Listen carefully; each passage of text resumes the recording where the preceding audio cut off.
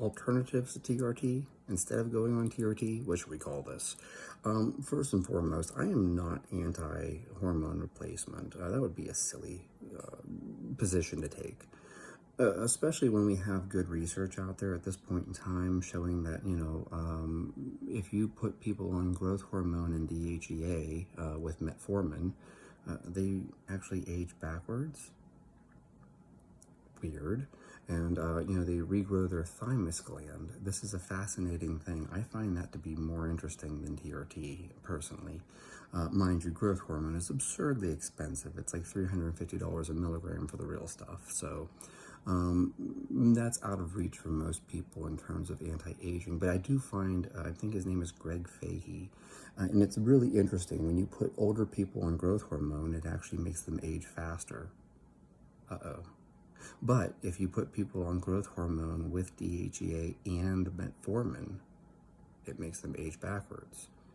That's fascinating. Who knows why? Maybe the metformin is doing something. Perceivably, the growth hormone is actually causing insulin resistance and increasing blood glucose. And then there's some weird interaction between that and DHEA, which then, if you put the metformin in, balances that out, and now people age backwards. Like better than just metformin by itself, which is just mind-blowing to me. So no, I'm not opposed to hormone replacement. And then there's also really interesting research on women with hormone replacement. If they're on estrogen only, it increases their risk of breast cancer, and I think it actually increases risk of blood clots as well. But then if they're on estrogen and progesterone, apparently somehow that now reduces their risk of breast cancer. Why is that? I can't imagine. I'm sure that there's something very complicated going on there. But again, this is a really interesting situation, and women are less likely to experience osteoporosis as well. So hormone replacement can be a great option for some people in certain scenarios and situations. However, many people, this is a really common thing. Someone even messaged me today about this. Guys will message me and they tell me they have low testosterone, they don't want to go on TRT, and I fully support that decision. Why? I don't think anyone should ever just put a medication in. And so I've discussed this previously in other videos, and I've talked about this. If you have sleep apnea, and now you have a low testosterone due to having sleep apnea, and you go on TRT, oh look, my blood level now is at 1,000. Yes, and you still have sleep apnea, which is still damaging your heart. So you did not fix the problem. So I'm going to give you a quick rundown of things that you should do instead of TRT when you find out that you have low testosterone. And I am someone who, I have had low testosterone multiple times now. And anytime I see that, I look at that as a check engine light, right? So my testosterone level is like 300 something. I'm like, oh, what's going on there? And then I dig into it, and it turns out, oh, well, I had central sleep apnea. So I don't snore. I don't have obstructive sleep apnea, but I had central sleep apnea. Now I have a BiPAP. Testosterone level came back up. I had low testosterone, and I was like, what is going on here? And I had a whole bunch of other testing done by rheumatologists, and I had IgA deficiency and celiac, and I had all this inflammation. I was like, oh, I didn't even know that gluten was making me sick. Took that out, and sure enough, my numbers came back up again. Overtraining, just even dietary mistakes that I made, like going really low fat. That was not a smart thing. Doing the super high carb with like 20 grams of fat or less per day, like that, even if you're eating a shit ton of fucking food, which I was, at some point you're gonna start messing with your hormones when you do stuff like that. So similarly, ultra high protein diets that were, it's called a protein sparing modified fast. I played around with that. That'll crash your testosterone real quick. Like, you want to have low testosterone, try eating nothing but lean protein sources and also doing low carb and low fat at the same time. You will have shit ass fucking hormones. So no, don't do that. Okay. But these are mistakes I made over the last, 20 years. Because I listened to the wrong people sometimes. I mean, one of the things I did, I had this coach who I shouldn't drop his name because I actually don't want anyone to contact him. He's a terrible person. He's an absolutely awful person. And he convinced me that I needed to keep cutting my carbs and increasing my fat intake while I was doing really high intensity training for like, MMA and all this stuff like that, which is very glycolytic. Yeah, that crashed my hormones out. Okay. So there are things that you're doing that may be causing your low testosterone. So here we are, we're going to run through some of the things that you want to do before you even just accept the diagnosis of, oh, you have low testosterone. Like, yeah, sure. Very first and foremost, the most obvious thing is get a goddamn sleep study done. Like, that is the biggest thing. Like, you would not believe the number of guys that tell me, oh, I have low testosterone. I'm like, have you had a sleep study? And they're like, no, why? I'm like, get a sleep study. And they come back to me like, dude, I didn't even know I had sleep apnea. Yeah, that's a big deal. There's another one called UARS, Upper Airway Restrictive Syndrome or something like that. It's very similar to sleep apnea. It's basically the same thing, but it's less. So like with sleep apnea, you have to have like X number of apneas, whatever, apneic events, apneas. You have to have so many events, and they have to last a certain amount of time. But with UARS, you're having these events, but they're less than 10 seconds, so then they don't count.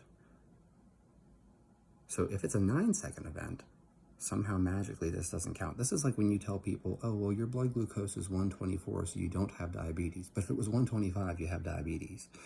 So like if you have apnea and it only lasts 9 seconds, you didn't have an apnea. But if it lasted 10 seconds, you had an apnea. So anyways, UARS is basically the same thing.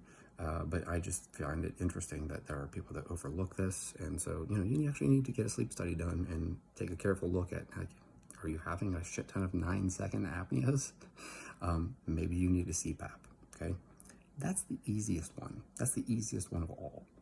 The next thing I would suggest to you is after you get your sleep study done, okay, you should take a look at things like hair mineral analysis, because a lot of people are like majorly deficient in things like zinc.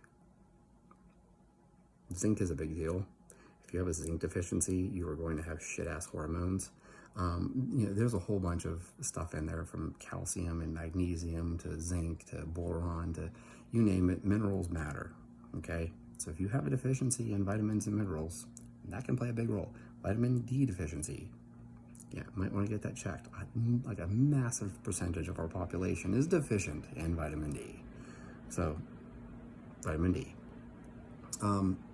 There's also something called spectra cell testing. I haven't done that, but I hear that that's another option for you to do, where you look at like your, blood levels and concentrations of vitamins and minerals. I don't know. I did the hair mineral analysis. It was interesting, and I made some adjustments, and I definitely felt better. So getting adequate zinc will make you feel better. Moving on from that, you may want to do some gut testing. Yeah, I know it's gross. Gut testing, gut microbiome stuff. But yeah, like seriously, if you have like food sensitivities, like it could be causing low-grade inflammation, you're not digesting things well, maybe you have colitis, maybe you have Crohn's, maybe you have celiac, etc. If you have something going on there, that's definitely putting stress on your body. Similarly, like I said, the rheumatologist, make sure you don't have an autoimmune condition.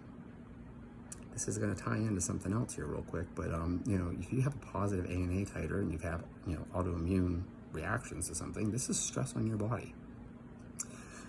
So here's where this ties into something else though. A lot of people have hypothyroidism, and having low thyroid could be the reason why you have low testosterone. And for whatever reason, there's this increase in Hashimoto's. It's a thyroid thing.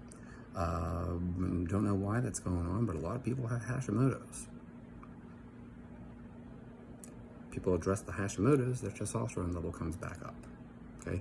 Now that may mean that you have to remove both gluten and dairy from your diet, because that's creating this, autoimmune reaction, and now your body's attacking your own thyroid. Okay. Similarly, other autoimmune things that can screw up your testosterone levels is stuff like, Addison's, where it's attacking your adrenal glands, because your adrenal glands produce things like DHEA. So not just cortisol and adrenaline, they also produce other hormones. You start messing with that cascade, now you have issues, okay? So We're going to rule out autoimmune stuff. We're going to rule out gut stuff. We're going to rule out sleep apnea. Those are big things for you to check, okay? And this is where it gets into the bigger stuff, though, now, okay? I think everyone should get a pituitary MRI. Yeah. Before you go on TRT, you should get a pituitary MRI. Why? Because there's like this bizarre increase in people with what's called a pituitary adenoma. It's a benign tumor. This is not brain cancer. But a lot of these tumors secrete prolactin. That prolactin suppresses your LH and FSH. If you suppress LH and FSH, you don't produce testosterone. So that's something for people to look at. That's kind of important too. Like you have a benign tumor on your pituitary gland. And here's the deal. You go on TRT, oh great, it fixes my numbers. But what if that tumor grows? You know what can happen? It can push into your optic nerve. Blindness is kind of a big deal. I feel like blindness is something I would definitely want to avoid. So yeah, having a benign tumor even, pushing into your optic nerve, not a great thing. Another thing that can happen apparently is that these pituitary adenomas can get large enough that they push into your carotid artery, restricting blood flow to your brain. Also not a good thing.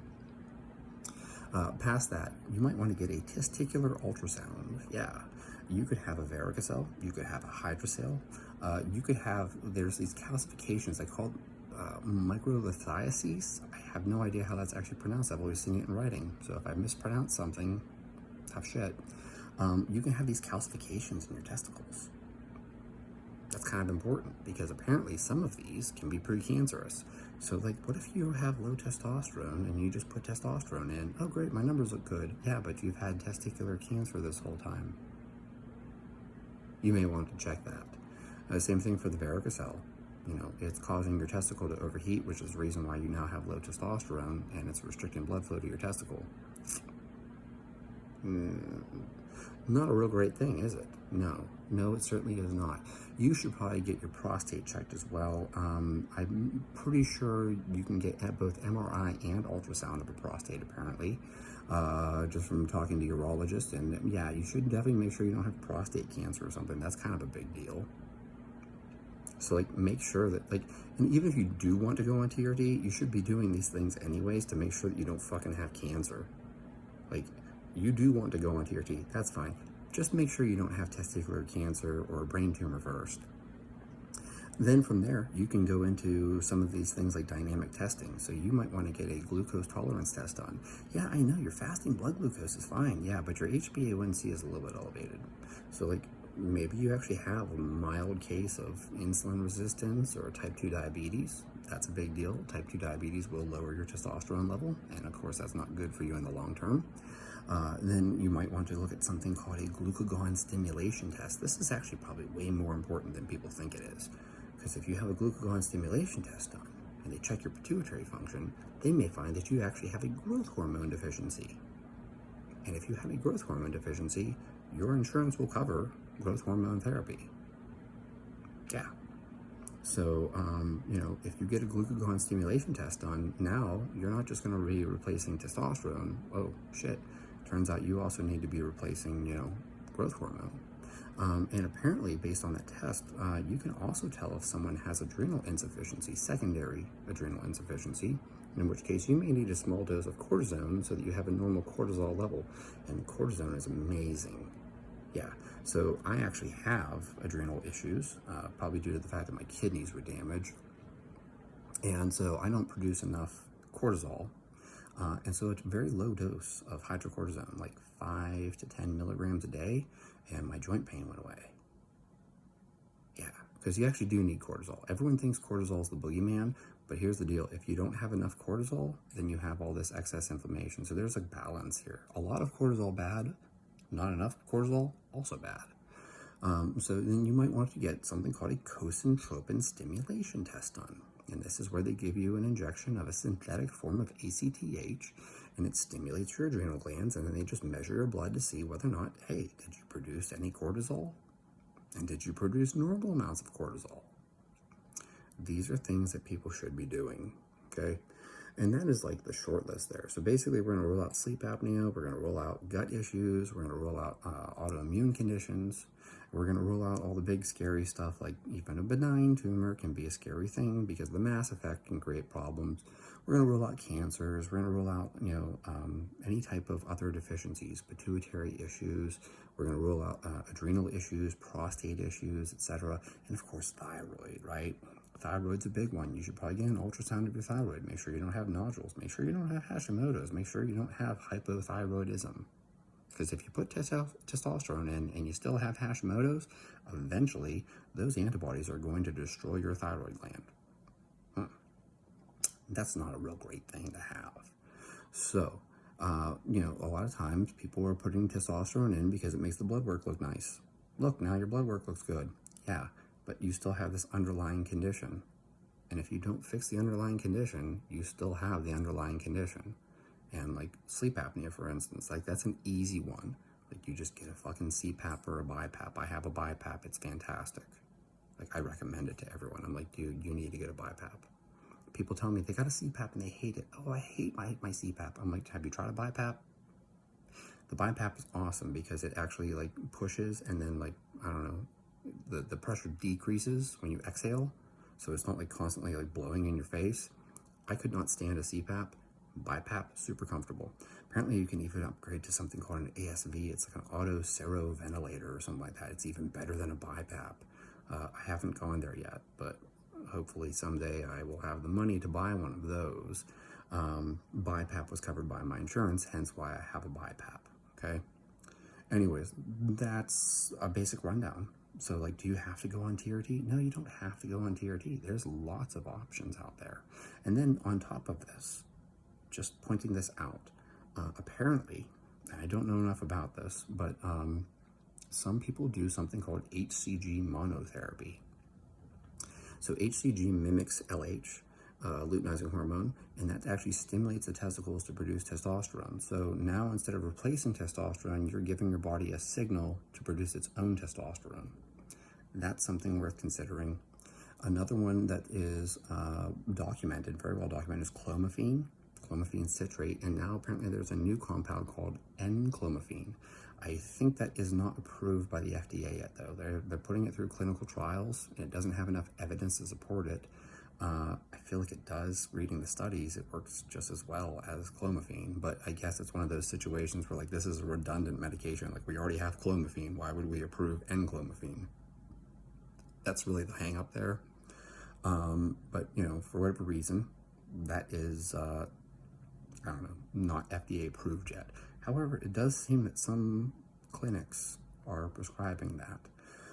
And so those are options. So like you don't even have to go on testosterone. There are things like HCG, HMG, clomiphene, and clomiphene that can increase your testosterone production. And those are pharmaceutical compounds.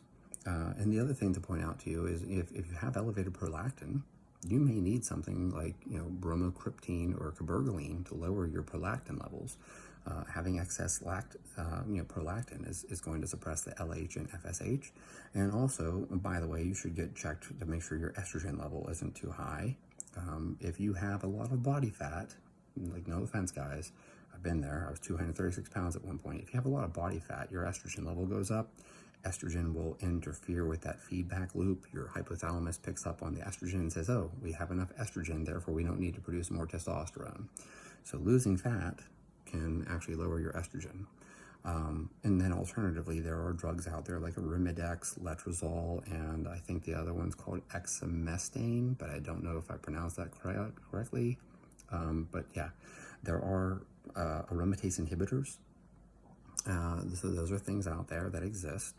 And then the other thing for you to consider is what medications are you already on? Because there's a lot of medications that will actually lower your testosterone, like SSRI medications, finasteride, there's like dysteride, I don't know how these things are supposed to be pronounced, dutasteride, I don't know how it's supposed to be pronounced, I've only seen it in writing. Anyways, some of these hair loss medications can lower your testosterone because they interfere with like the whole DHT pathway. Metformin can lower your testosterone. Like, there's a lot of things that can lower testosterone. Make sure that one of the medications you're on isn't the reason why you have low testosterone. Zoloft, Paxil, Prozac, etc. These things can lower testosterone as well. So, obviously you need to work with your provider to get off of those medications if that is the issue for you.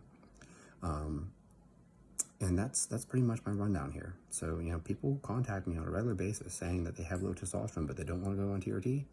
Well, here's a rundown of all the things you can consider. And actually, like, whether you are or are not even considering TRT, some of these things are things that are worth considering, like getting a hair mineral analysis. Like, you feel shitty? Get a hair mineral analysis. You don't feel rested after you wake up? Like, I don't care if your testosterone level is normal. Get a sleep study done. Make sure you don't have sleep apnea. Lots of people are tired and they're relying on caffeine. Why? Because you aren't getting enough sleep. Like, yeah, you're in bed for 8 hours, but that isn't 8 hours of real sleep because it's disrupted by your sleep apnea. So anyways, I hope this is helpful. Everything I do is just to try to help you guys. I don't have anything to sell you. There's no product to sell. You guys can give me a like below and leave me a comment or something. Supposedly that boosts my channel and the algorithm. But like, I don't have a coupon code for you. I don't have a link for you to buy something from me. I don't want your money. I just want you to feel better. I want you to be healthy. Like, I hope you feel better. So if you're watching this, I assume you're watching this because you have low testosterone. And if that's you, I feel bad for you and I care about you and I want to make you sure that you feel better. So I hope that these things are helpful.